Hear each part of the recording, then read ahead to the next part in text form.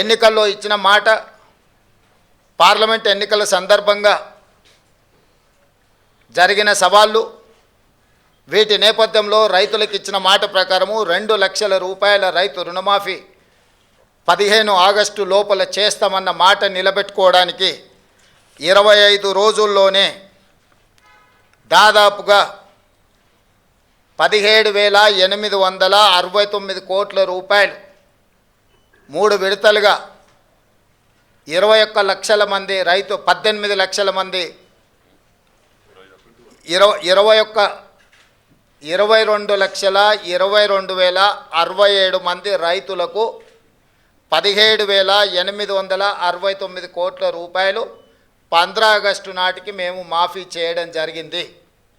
దానికి సంబంధించి 18/7/2024 11,34,412 మంది రైతులకు 6,034,96,00,000 మొదటి దఫా రైతుల ఖాతాలలో ₹1,00,000 వరకు ఉన్న రుణమాఫీని ఆ రోజు చేయడం జరిగింది.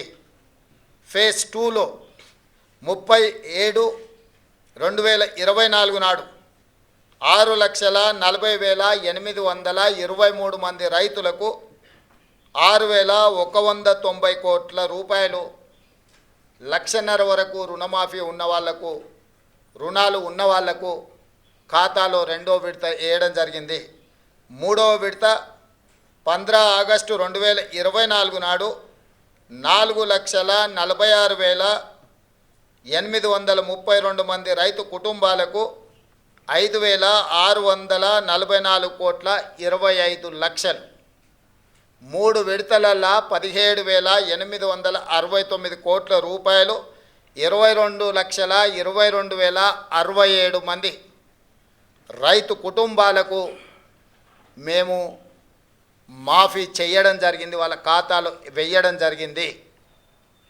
నిన్న 30/11/2024 నాడు 2,747 కోట్ల రూపాయలు మహబూబ్ నగర్ జిల్లాలో చివరి విడతగా 4వ విడతగా గతంలో సాంకేతిక లోపాలతోటో లేదా రేషన్ కార్డుల విషయంలో కొంత గందరగోళం ఉండడమో లేదా బ్యాంకులు వివరాలు అందించడంలో కొంత తాత్సారం చేయడమో రకరకాల కారణాల చేత 3,13,897 రైతు కుటుంబాలకు 2,747 కోట్ల 67 లక్షలు నిన్న వాళ్ళ ఖాతాలో వేయడం జరిగింది.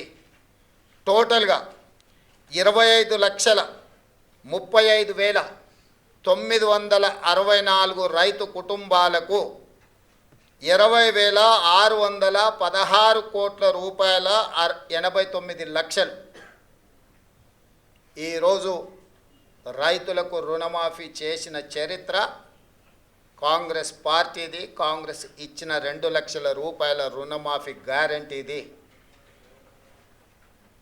దేశ స్వతంత్రం వచ్చినప్పటి నుంచి ఈనాటి వరకు ఈ రోజున్న 29 రాష్ట్రాలు కానీ, గతంలో పెద్ద రాష్ట్రాలుగా ఉన్న ఉమ్మడి రాష్ట్రంలో కానీ స్వతంత్రం వచ్చినప్పటి నుంచి ఈనాటి వరకు కేవలం రైతు రుణమాఫీ ఇంత తక్కువ సమయంలో 25,35,964 రైతు కుటుంబాలకు 20,616 కోట్ల రూపాయలు ఏ ప్రభుత్వము చెయ్యలేదు. గతంలో మా ప్రభుత్వం కూడా ఇంత పెద్ద ఎత్తున రైతు రుణమాఫీ చెయ్యలేదు.